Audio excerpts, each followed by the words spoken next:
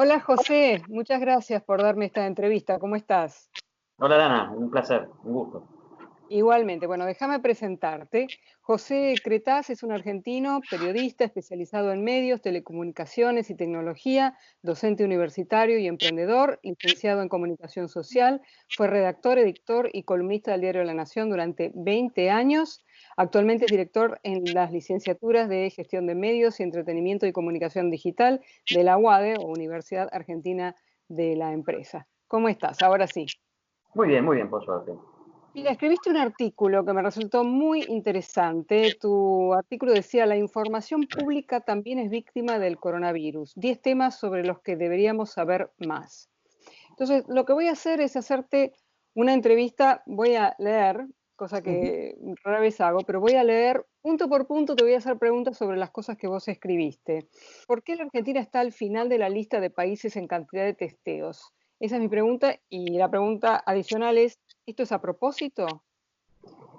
Ha sido un largo debate desde que empezó la cuarentena en Argentina, el tema de los testeos. Y te diría que como consecuencia de haberlo discutido tanto, se naturalizó. Ya, de hecho, no se conversa mucho sobre este tema porque se fue mencionando, pero la verdad es que la Argentina ha testeado poco, eh, lo dicen los números, ¿sí? Sí. Eh, no hay información sobre la tecnología utilizada, no fue consistente a lo largo del tiempo cómo fue dándose esa información, hubo que hacer estimaciones acerca de la cantidad total por momentos sí se dio la información completa, y yo creo que es un punto principal, lo puse al tope de mi lista de temas sobre los que deberíamos saber más, en los que no hemos tenido respuesta, y me da la impresión de que quienes pedían esa respuesta ya directamente no las esperan. Si uno va de vuelta a la lista de cantidad de testeos en América Latina, sin comparar incluso con otros países del mundo, va a ver que seguimos muy al fondo de la tabla, y para mí ya ese es un dato. Después hay epidemiólogos que dicen, bueno, hay que mirar las muertes, hay que mirar otros números, no es tan relevante, pero yo creo que, dado la relevancia que se le dio en algunos otros países en el combate a la epidemia, la cantidad de testeos, me parece que nos falta conocer bastante en Argentina sobre este tema. Es que José, si no tenés una cantidad importante de resultados, todo lo demás es como un juego de dominó, se va cayendo. No sabes cuántas personas tenés, no sabes cuántas personas estás enfermas, cuántos hospitales necesitas, cuántas camas, etcétera. Exactamente, Todo exactamente. es una conclusión de. Después dijiste, el periodismo debe ayudar a cada grupo social y a cada individuo a conocer y jerarquizar lo que pasa. El periodismo no gobierna ni ayuda a gobernar. Controla e investiga a quienes gobiernan y a quienes aspiran a gobernar. Controla e investiga a quienes lo hacen. No es un simple pone micrófono. Me mató esa frase final. Contame cómo ves el periodismo actual en la Argentina. Bueno, el periodismo argentino no escapa a la crisis que atraviesa de alguna manera la profesión en el mundo, o por lo menos los modelos de negocios que han sostenido a las empresas periodísticas durante mucho tiempo.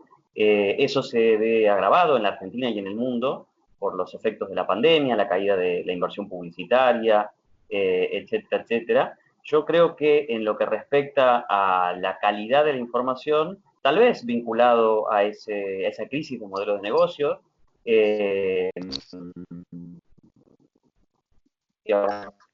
tenemos menos información. Quienes lo dicen que ciertos temas no se preguntan o no se conversan porque, bueno, después de todo, también la industria periodística depende de cuánto invierte el Estado en publicidad oficial o si la industria periodística es o no es alcanzada por los beneficios que en el contexto de la emergencia está dando el Estado. En ese marco, me parece que es que también podríamos mencionar algunos de los faltantes de información en este periodo, ¿A qué sin te dejar. referís? ¿Un eufemismo, los faltantes de información? ¿Qué significa faltante? A mí háblame muy directo porque si no te voy a repreguntar hasta, hasta morirte. Hay temas que no se han profundizado, que están en esta lista de la que estamos conversando. Hay repreguntas que no se le hacen al presidente cuando hace conferencia de prensa. Hemos leído columnistas digamos, justificando la falta de conferencias de prensa en algún momento. Hemos leído consejos de cientistas sociales, dando consejos en relación a la comunicación presidencial y también sugiriendo que el presidente hable menos. A eso me refiero con ese faltante, digamos. También hay que decir que hay muy buen periodismo en la Argentina, que este muy buen periodismo tiene nombre y apellido, de periodistas que han ganado premios internacionalmente, que son reconocidos, que están en las grandes redacciones, pero también están en medios emergentes, pequeños, digitales, y también están en las redes sociales. Caso como el tuyo, Lana, es cada vez más frecuente y cada vez tenemos en Argentina periodistas que solo estando en las redes sociales hacen un trabajo extraordinario que en algún momento seguramente va a ser también reconocido con esos premios y esa visibilidad nacional e internacional. No, no sé, cuando escribiste tu artículo mencionaste a esta última categoría como lobos solitarios. Y sí. yo me quedé pensando, digo, ¿estará hablando de gente como yo? Sí, en ¿Sí? alguna medida sí, y por supuesto. Y yo creo que, contrariamente a lo que a veces se cree, también porque hay poca investigación académica sobre estos temas, muchos de esos lobos solitarios tienen cada vez más audiencia y cada vez audiencias más fieles.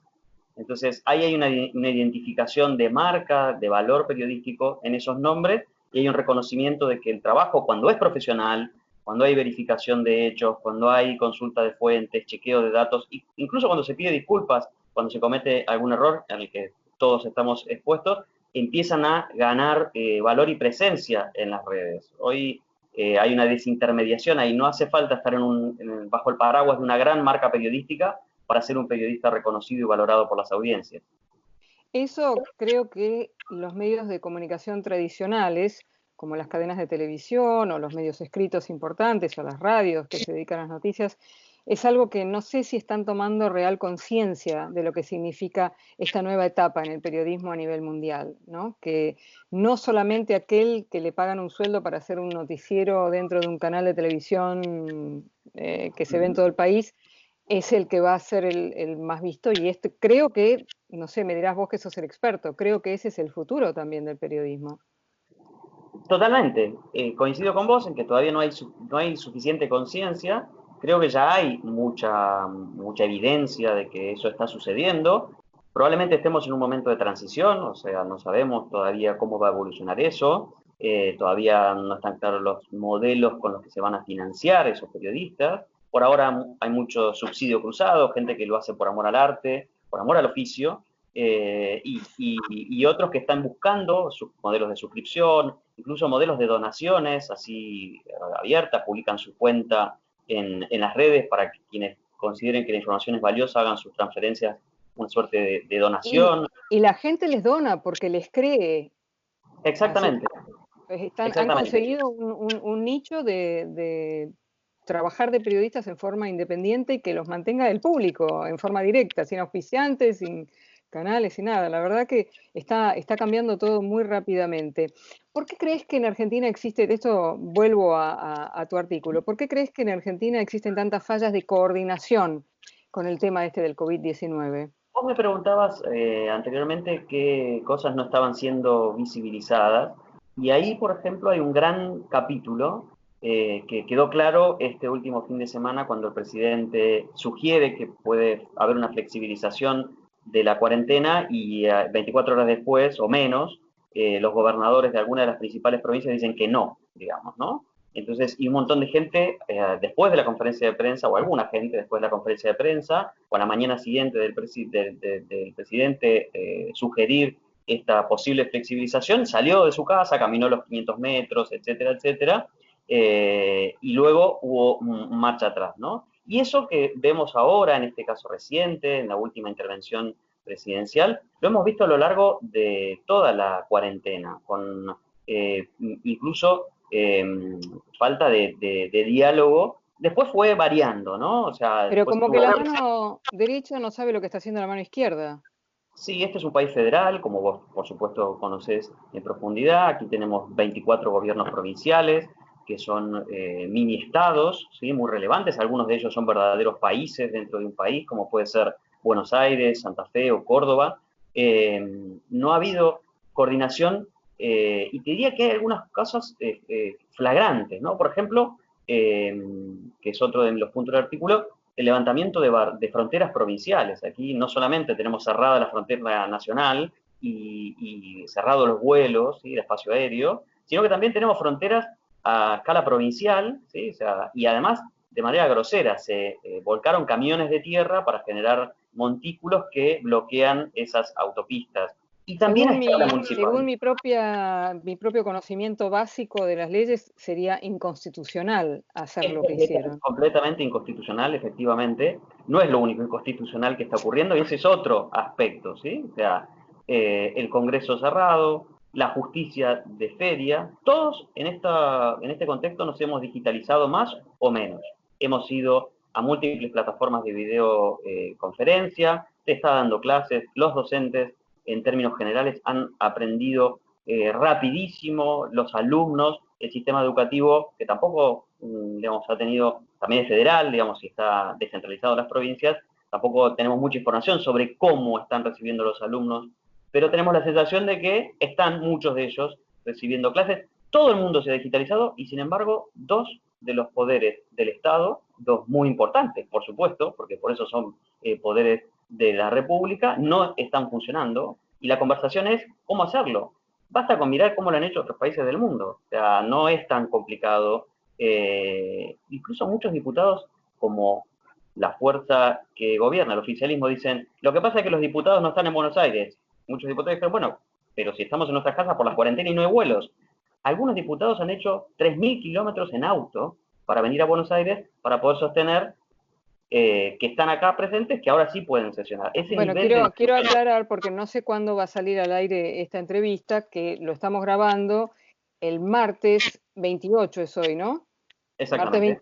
Martes 28, que es cuando justamente la oposición dijo, reunámonos, vamos en persona al Congreso, ¿no? Digo, para aclarar, porque si no por ahí, dentro de una semana o cuando sea que lo pongo al aire, va a quedar desactualizado. Sí, así es. Sí, o sea, no hay excusa en realidad en el 2020 a no hacerlo en persona.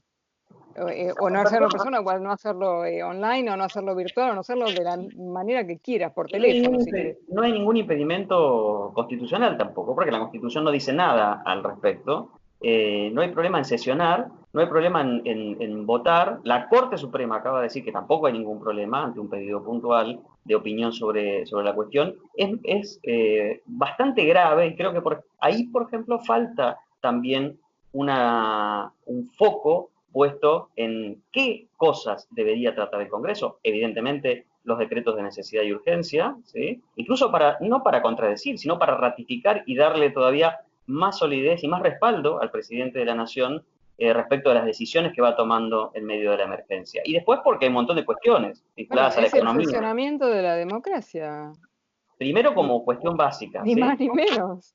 Pero además creo que hay un montón de cuestiones que el Congreso puede abordar e incluso colaborar con el presidente. Hay un capítulo enorme, en muchos de los temas de los que no se están conversando, que tiene que ver con la economía, con el empleo, con la inflación, con la emisión monetaria, un montón de aspectos. Algunos de ellos venían de antes y otros se han profundizado con la pandemia, de los que se habla un poco por encima también. Me parece que ahí hay un gran capítulo del que podríamos ocuparnos también. Exactamente. Hablando del tema del coronavirus y el dengue, se están haciendo testeos dobles y hay gran cantidad de casos de dengue. De hecho, yo conozco una persona que estuvo hospitalizada y por suerte ya está bien. Pero no se habla para nada de ese tema. ¿Por qué? Es una muy buena pregunta. Se habla muy poco. También es otro de los temas que mencionan en el artículo. No sabría decirte por qué. La verdad que no lo sé. ¿Lo están minimizando? Tal vez, yo creo que acá hay una combinación de temas. No creo en las teorías conspirativas, ¿sí? No creo que haya una mano negra. Creo que hay una combinación de, por ahí, mala praxis periodística, que a veces no es mala praxis, a veces es pongo noticias sobre el dengue y no las lee nadie, no es un tema que no tiene interés, puede suceder algo por el estilo. También, también el hecho de que haya sido hasta hace poco un fenómeno de las provincias del norte, alejadas de la gran Te urbe diría de que Buenos no, por Aires, lo que yo sé, no. ya no, pero Sí, ya no lo es, ya es sí, un tema también de la provincia de Buenos Aires y de la ciudad de Buenos Aires. Y el hecho de exacto. que se esté demorando de alguna manera las bajas de la temperatura ha hecho que tengamos muchos casos, ¿sí? Pero es cierto, como vos decís, que no se conocen cifras también. Ahí hay otro aspecto, ¿no? O sea, pues al principio hablábamos de la cantidad de testeos, ¿no? O de la cantidad de muertes. Bueno, este es un país completamente anumérico. Si hay, siempre hemos debatido los números, ¿no? Bueno, 30.000, 30% de pobres, 35, 40, siempre los números terminan siendo simbólicos. Y en el caso del dengue, que muchas provincias, sobre todo las del norte, vienen siguiéndolo porque ahí sí que quema la cuestión en muchas ciudades, ¿sí? La cantidad de personas afectadas son muchas, vienen teniendo estadísticas y esas estadísticas tampoco han sido muy visibles. No sabría decirte por qué, pero claramente es un tema grave, es una epidemia incluso mayor, tal vez, distinta, obviamente, por la manera en la que se producen los contagios, pero a la que también no le estamos prestando atención. Otra cosa de tu lista. Con respecto a la investigación, te referiste, sin nombrarlo, al periodista de La Nación, Diego Cabot, a quien Uh -huh. también entrevisté, y dijiste, fueron un par de periodistas los que dijeron, el rey está desnudo, y alertaron sobre el sobreprecio pagado en la compra de alimentos que paradójicamente tienen precio máximo. El Fideo Gate puso en evidencia un tema de fondo, la administración de los fondos públicos en la pandemia, donde la corrupción se puede disfrazar de urgencia. ¡Qué peligro! Hasta ese momento no se hablaba mucho. O sea, fue Diego quien corrompió el dique. Después de eso sí, hemos tenido mayor cobertura, básicamente mirar las compras. Además esto trasciende las ideologías políticas, ¿no? O sea, ha habido muy buenas investigaciones también sobre compras en el gobierno de la Ciudad de Buenos Aires, que es un partido distinto del También. gobierno nacional. Y además es bastante, te diría, es de manual en contextos de emergencia, cuando se relajan todos los controles para acelerar los tiempos de las compras, es de manual que ahí se metan casos de corrupción, ¿sí? En Argentina y en el mundo. Llamaba Sí. la atención que no se viera, no se siguiera esto. Yo creo que ahora hay foco puesto, siempre de vuelta solo sobre Buenos Aires, ¿no? Sería interesante mirar otros ámbitos, solo Buenos Aires, solo la presidencia, qué pasa en Córdoba, qué pasa en Santa Fe, qué pasa en O Mendoza, sea, lo que qué estás pasa en diciendo, Norte. José, es periodistas teléfono, básicamente. Teléfono, hay herramientas hoy para trabajar incluso desde la computadora, siguiendo información pública o reclamando que se publique esa información. Hay, lo que hizo Diego Cabot fue ni más ni menos que mirar planillas de compras. Sí, eh, mirá qué cuando están, simple, ¿no? sí, por eso también a veces, Periodismo básico se llama. yo creo que ahí también, de vuelta, yo valoro y me parece importante subrayarlo de nuevo, la calidad del periodismo argentino en términos generales, de muy buenos periodistas, y a la vez me parece importante hacer autocrítica.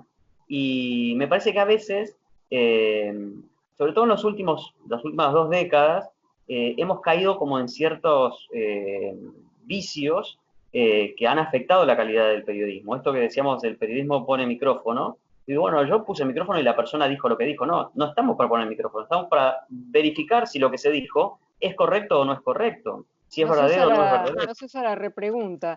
Decime una cosa, ya que te tengo al tiro. Hablan todo el tiempo los argentinos, mis seguidores en las redes y mis Sí, amigos y todo el mundo, del tema de los periodistas ensobrados, que hay una sí, gran cantidad de periodistas que tienen algún tipo de subsidio, o llamarlo como quieras, sí. a través de el cual están obligados o a decir cosas a favor del que les paga o a no decir cosas en contra de quien les paga. ¿Qué pensás de este tema? Mi mirada sobre el tema es un poco más trágica. Yo creo que tuvimos periodistas ensobrados en su momento, en los años 90, a principios de los 2000. Hoy creo que la profesión periodística está, que seguramente hay corrupción en el periodismo, obviamente, y hay corrupción en todos los ámbitos de la sociedad, también lo hay, por supuesto, en el ámbito del periodismo, pero hoy asistimos a una realidad que es algo peor, que tenemos una profesión completamente pauperizada, ¿sí? Donde los profesionales que se dedican a la comunicación muchas veces subsidian su propia profesión con otros ingresos provenientes de la docencia, por ejemplo, y a veces directamente con otra actividad, un comercio, ¿sí? Estoy hablando no de los grandes periodistas de Buenos Aires, tampoco creo que haya periodistas hoy extremadamente bien pagos. Un periodista de investigación, alguien que se dedica a buscar, a comparar, a chequear, es caro en todo el mundo, ¿sí? Sí. Y ese es un problema global. Así que le bajaría un tono a la cuestión del sobre o no, porque en realidad estamos un poco peor. Es directamente, en muchos casos, una profesión de subsistencia y por supuesto tiene los problemas de esa subsistencia, que a veces, y acá es donde tal vez está la respuesta a tu pregunta, muchos de esos periodistas o el salario que reciben o las empresas que le pagan ese salario dependen de la publicidad oficial. Y volvemos al principio, la publicidad, las ayudas, los subsidios, ¿sí? Que en Argentina han sido, y ese es uno de mis temas de investigación, ha ido creciendo desde el año 2000, pero te diría que sobre todo a partir de 2005, enormemente hasta convertirse prácticamente en el principal ingreso. Hoy es claramente, hoy en contexto de pandemia, es el principal ingreso de las empresas periodísticas y de muchos periodistas que por ahí tienen sus propias iniciativas, productoras, programas de televisión. Sí. En algunos casos, ese dinero, que de ninguna manera es voluminoso, te diría, por lo de la pauperización, condiciona sus agendas y en alguna medida también la de las agendas de las empresas en las que trabajan. Sí. Bueno, hay algunos casos más que obvios, te diría, como aquel de Barbita, creo que se llama Navarro, que salió a decir, ganó Scioli por amplia mayoría. O sea, un tipo así, en un país normal, no podría seguir trabajando de periodista, según mi opinión. También tenemos un problema con la definición del profesional periodístico, ¿no? Ahí me parece que hemos perdido cierta batalla en el ámbito de la sociedad, porque para mí no todo el que tiene un micrófono es periodista, ¿sí? No todo el que trabaja con información es periodista. Es periodista aquel que en su práctica profesional aplica mínimos estándares, ¿sí? Que el tema es de interés público, que el tema es verificado, que consulta todas las fuentes, que protege a las eventuales víctimas que formen parte de la información, ¿sí? Y no siempre es así. Tenemos mucho propagandista, mucho animador, conductor, que se dedica está en el borde entre la ficción y la información, porque también hay audiencias que demandan muchas veces ese tipo de contenido. Entonces, Es verdad, pero a mí ver personas, todo el mundo se autotitula periodista. El que cuenta chismes de la farándula se llama periodista, o sea, cualquiera. Para mí es un poco hasta ofensivo, te diría, que se autotitulen periodistas personas que no lo son. Y ves estos casos donde algunos periodistas serios, y esto es lo que a mí me da más lástima, algunos periodistas serios no utilizan la repregunta. O sea, lo que vos decías antes, ¿no? Te contestan cualquier gansada y vos decís, ajá, ok, sigamos la siguiente pregunta. ¿Cómo la siguiente pregunta? No tomes lo que te dice la persona. Vos tenés que estar muy bien preparado y tener información como para poder rebatir lo que te están diciendo. No podés, digamos, admitir que te digan cualquier mentira, cualquier tontería. Si vos tenés la información, podés rebatirla, pero da la impresión que ha caído un poco en desuso ese tipo de periodismo. sí, coincido. Y fíjate lo que sucedió en Argentina. No sé si es tan así en el mundo, pero aquí hubo una insistencia durante la pandemia en la información oficial, ¿no? En privilegiar la información oficial, ¿no? Los mensajes de la Muy publicidad clara. oficial. Los mensajes de la publicidad oficial decían, solo, bueno, trata de informarte de fuentes oficiales, Ministerio de Salud y tal y cual, ¿sí? Y muchos periodistas también repetían como un mantra, solo la información oficial. Quienes hemos hecho algún periodismo de investigación mínimo, ¿sí? Si hay algo que tenemos clarísimo es que, voy a decir la mayoría de las veces, muchas veces, la información oficial es equivocada, es errónea, es tendenciosa, ¿sí? Y muchas veces justamente lo que busca es desinformar, ¿sí? O desviar la atención de lo que debería informar. Entonces, esto que vos decís respecto a la repregunta también aplica, ojo con la información oficial. Por supuesto que los consejos, las recomendaciones de las autoridades en un contexto de emergencia, hay que seguirlos, ¿sí? Hay que respetarlos, pero esa obediencia ciega, eso lo dice la fuente oficial, ni siquiera con la Organización Mundial de la Salud, que es un organismo que merece ser investigado porque es justamente muy importante. ¿Por qué es importante? Porque el gobierno de un país es un tema importante, es que los periodistas nos tenemos que dedicar a investigarlo para poner en evidencia lo que se esté haciendo mal, justamente para poder resolverlo. Ese ha sido un poco, en alguna medida, el rol del periodismo. Entonces, no podemos solamente escuchar la voz oficial, repetir la información oficial acríticamente, sin decir, pero ¿cómo? ¿Esto no es un poco raro? ¿No deberíamos consultarlo con otra fuente? Otra cosa que dijiste, en tiempo de redes sociales no existe blindaje mediático posible para nadie, y menos si el error está parado masivamente en la puerta de los bancos durante horas. Sí, exactamente. Uno ahí no puede, yo creo que el caso de los jubilados yendo a principios de abril a cobrar en efectivo en la puerta de los bancos, eh, si es que había algún blindaje, como es una palabra que se usa mucho acá, ese día fue imposible, porque los videos, los mensajes, la circulación de información por parte de los propios ciudadanos a través de las redes hace imposible que las cámaras, los móviles de exteriores, los Sí, por mobileros. más que ningún canal tradicional y ningún diario tradicional mande un reportero, es imposible que paren la ola Exactamente. de Y yo creo que información. las redes sociales, con su capacidad democratizadora para la verificación de la información, hacen ya directamente imposible. Ya no podemos hablar de blindaje. Puede que algún medio no esté abordando un tema, pero si el tema es relevante e impacta en mucha gente, se viene como una ola la presión a través de las redes para abordar ese tema. Eso es algo muy bueno de esta época y lo estamos Sí. viendo mucho también en la pandemia. Exacto, y es muy importante que la gente sepa que tiene el poder de comunicar, que no solamente depende de las personas que lo hacen en forma profesional. Otra cosa que dijiste en tu nota, la no repatriación o repatriación selectiva de argentinos varados en el exterior por la impericia del gobierno argentino, que impidió los vuelos y obligó a comprar pasajes de retorno en aerolíneas argentinas en viajes presentados ante la opinión pública como salvadores. La Ujú. pregunta del millón es, ¿por qué sigue habiendo miles de argentinos varados en el mundo? Tal cual.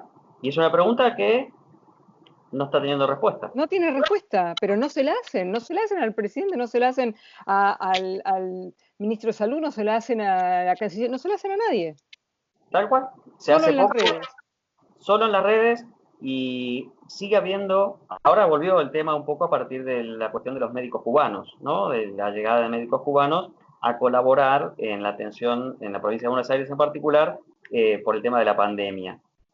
Hay decenas de médicos argentinos en distintos lugares del mundo varados pidiendo por favor ser repatriados, ¿no? Ese es otro, igual que el caso de los testeos, es algo que terminó naturalizado. Bueno, es así, ya está, están ahí, no lo van a buscar, no van a poder volver hasta que termine. Fíjate que en Argentina además se acaban de prohibir los vuelos y la venta de pasajes hasta el Hasta primero de septiembre. septiembre, ¿sí? O sea, y es desesperante la situación de muchos de esos argentinos, porque no tienen Bueno, recursos, se están quedando yo sin estoy recursos. colaborando con algunas personas que están varadas acá en Miami, desesperante, o sea, están viviendo como ocupas en lugares sin agua corriente, sin cloaca, no, o sea, desesperante. Realmente no hay razón y en los medios ni aparece ese tema. Otra cosa, los contagios en la comunidad médica y las fuerzas de seguridad. Para activar la difusión de los casos para desactivar, perdón, operó un vocero de la Presidencia de la Nación. Qué curioso esto. Hemos tenido poca información. El contagio en la comunidad médica es algo lógico porque están en la línea de combate de la enfermedad. En muchos lugares del mundo se ha informado, e incluso hay como una subestadística que va haciendo un monitoreo de esos contagios. En Argentina no tenemos esa información, excepto por algunos casos puntuales. Algunos de esos casos fueron estos que yo incluí en la nota, que ya tiene algunos días, ¿no? Que fue el contagio de policías de seguridad aeroportuaria en Tierra del Fuego, y de algunos otros casos en la comunidad médica, y no hay mucha búsqueda de información siquiera.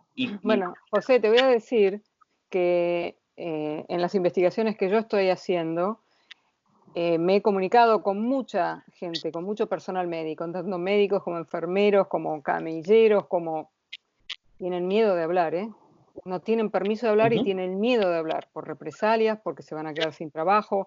O sea, te dicen fuera de cámara, te cuentan todo, pero no podés poner su nombre, ni su referencia, ni en qué hospital trabajan, ni nada. Están muy atemorizados. La pregunta es ¿por qué? ¿Miedo de qué tienen, no? Y la responsabilidad nuestra como periodistas de visibilizar el tema, porque de vuelta, es muy importante cuidar a los médicos y a las enfermeras y a quienes trabajan en los hospitales, porque son los que necesitamos para la atención de las personas enfermas. Entonces, si uno de los roles del periodismo es encender los faroles para iluminar aquello que está mal, bueno, entonces tenemos que apuntar para ese lado también. Y te diría que sigue siendo igual, no hay información sobre contagios en la comunidad médica, no hay seguimiento del tema, salvo algún caso esporádico y muy menor y muy pocos a lo largo de la pandemia. Se ven algunos excesos en la aplicación del delito de intimidación pública a quienes presuntamente publicaron falsedades en sus redes. ¿Qué me decís de eso, José? Particularmente grave me parece este tema, ¿sí? También, así como hablábamos recién de la información oficial, también hay una insistencia llamativa, a mi criterio, respecto de las fake news, ¿sí?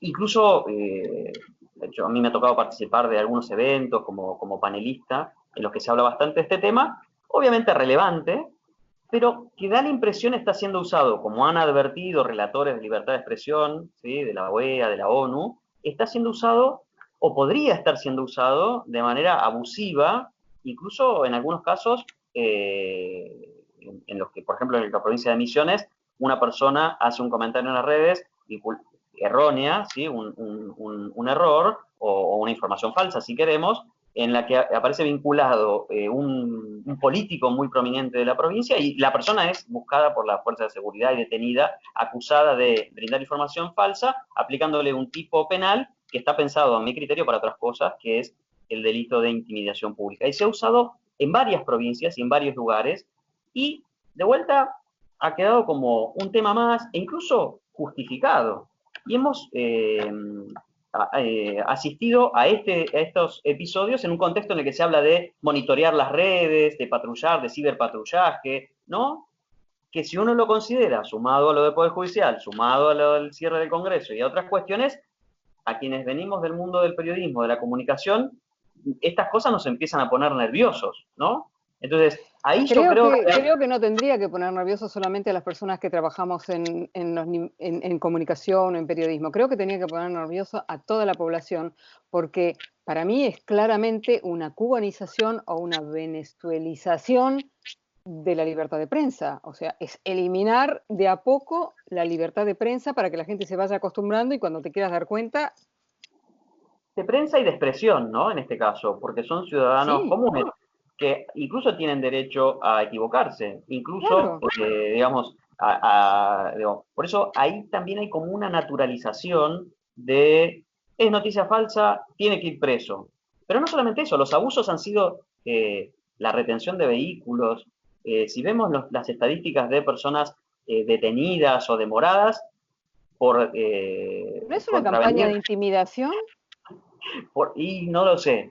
Me da la impresión de que no, que tiene que ver, porque de vuelta, esto ocurre en distintas provincias, con distintos gobiernos, de distintos partidos, tiendo a creer que no hay una mano negra, ¿sí? Pero sí, llamativamente, un avance del Estado sobre libertades básicas, ¿no? O sea, los ciudadanos hemos resignado por esta pandemia cosas grandes, ¿sí? Muy grandes. La libertad de movimiento, o sea, en favor, obviamente, de la salud, del bienestar de todos, pero yo creo que hay que prestar atención a estas cuestiones. Fíjate, cuando hablamos de la economía, bueno, nadie se plantea por qué la Argentina tiene una cuarentena, siendo un país tan grande, tiene una cuarentena universal para todo su territorio y todos sus habitantes, y que es de las más rígidas del mundo, ¿no?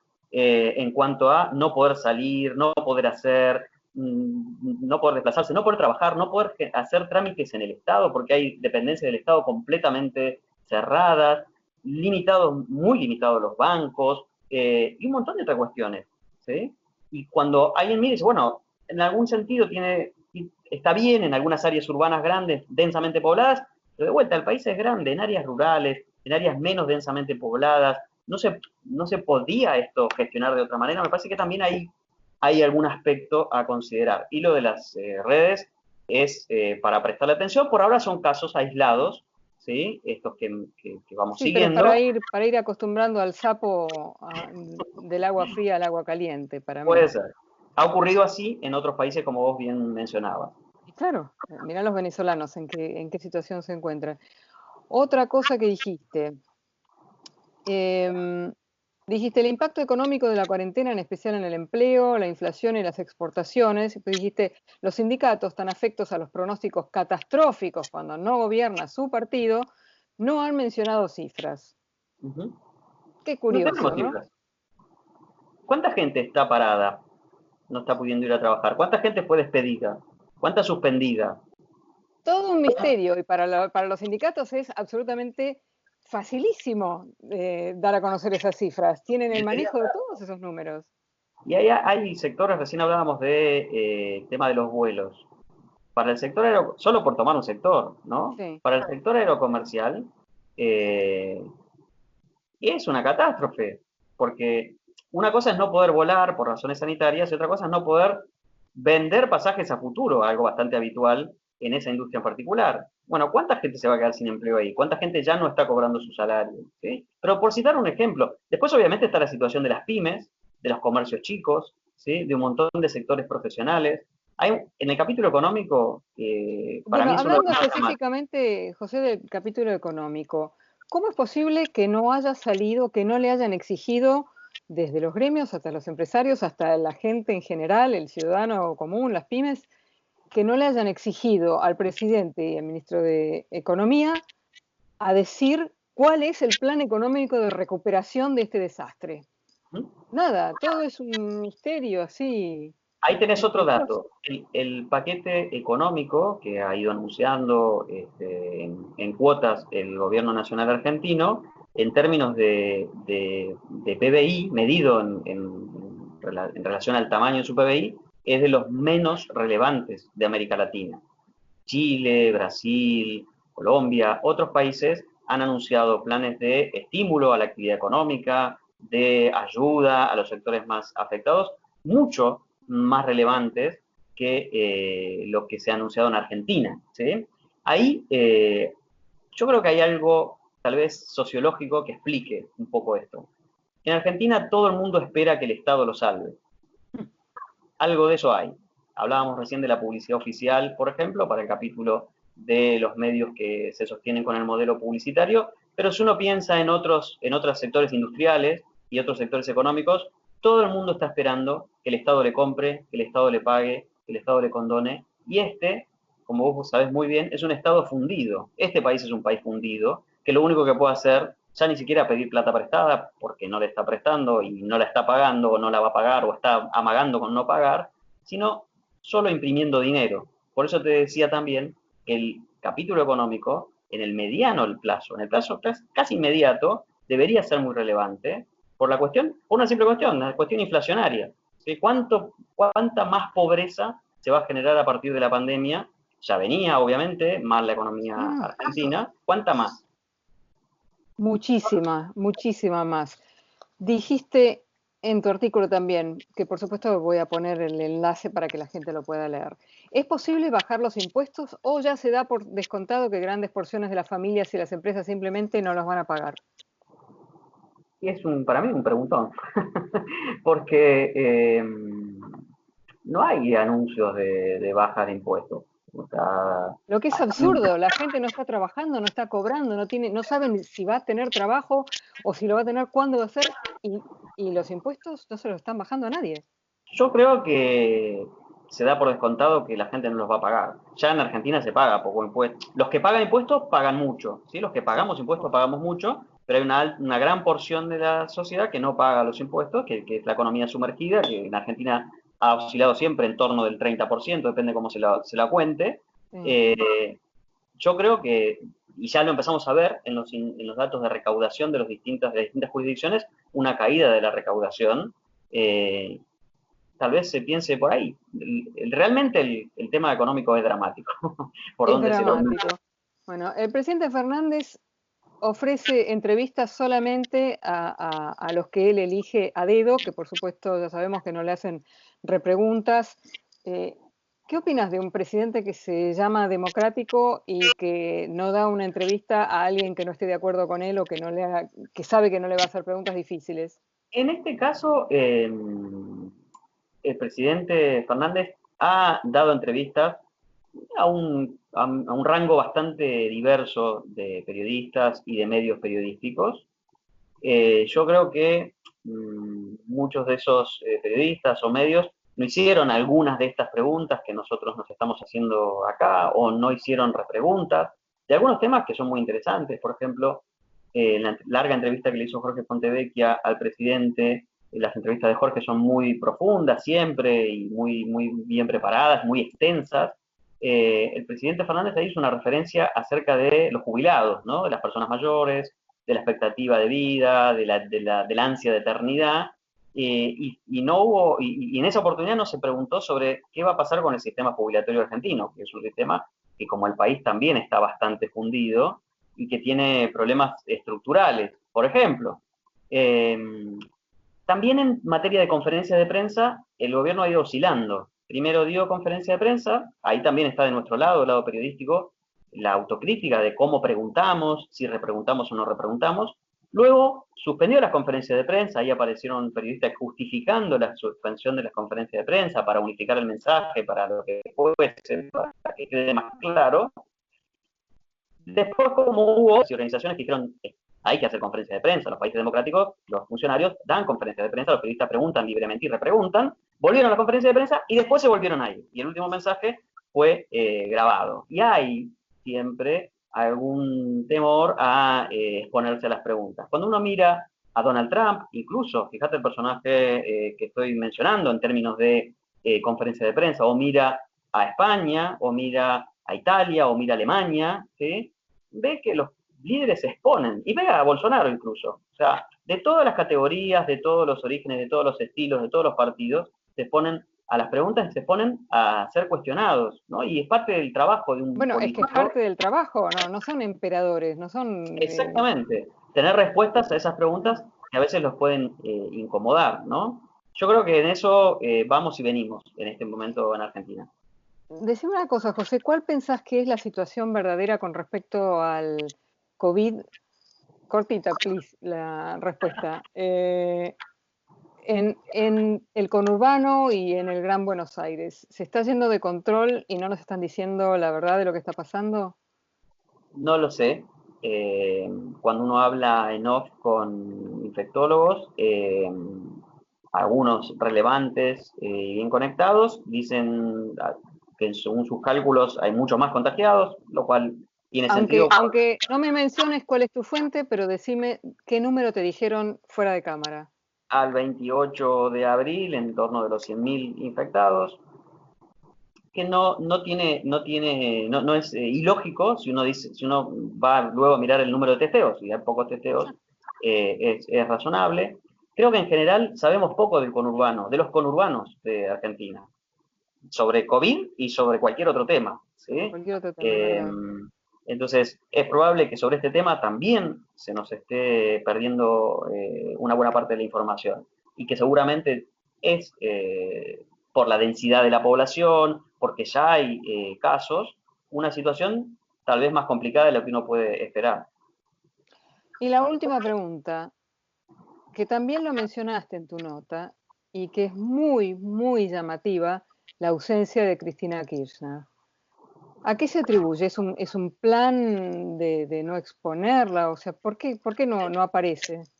Sí, Cristina Kirchner es una política expresidenta, vicepresidenta actual, muy relevante en la Argentina, ¿sí? Guste o no guste, es muy relevante su figura política en la Argentina, en el pasado y en el presente. Se ha explicado bastante un poco esta idea de que Néstor Kirchner y Cristina Kirchner siempre han evitado la exposición pública en contextos de emergencia. Creo que algo de eso tiene que ver. Apareció en el anuncio, ¿sí?, de la propuesta de renegociación de la deuda externa, fue su principal aparición, y luego en el pedido a la Corte Suprema para que valide las sesiones no presenciales del Senado. Eh, no lo sé. La verdad que no sé cuál es su estrategia. Imagino que, conociendo un poco esta historia que mencionábamos, tiene que ver con el desgaste, tal vez preservarse del desgaste del seguimiento y las decisiones vinculadas a la pandemia. O sea, alejarse de los posibles errores, no asumir las culpas, dejar que todas las culpas de lo que salga mal, que muchas cosas van a salir mal, sean todas de Alberto y no de ella. Posiblemente, bueno, pues yo no vivo en Buenos Aires, en Argentina, hace muchos años, pero sé que durante las inundaciones de La Plata no estuvo, y eso que su madre vivía ahí. Sé que no se hizo presente con el terrible accidente o accidente por negligencia del tren de Once y muchas otras cosas. O sea, cada vez que hubo tragedias así o como vos decís, crisis, desapareció. Pero bueno, esa es la realidad con la que conviven los argentinos. Bueno, José Cretaz, te agradezco muchísimo por tu tiempo. Perdón que te estuve apurando todo el tiempo para que me des respuestas cortas, pero yo sé cómo es esto. Y te agradezco de verdad porque creo que diste algunas respuestas muy esclarecedoras sobre la realidad que se vive en la Argentina. Bueno, Lana, muchas gracias. No, gracias a vos.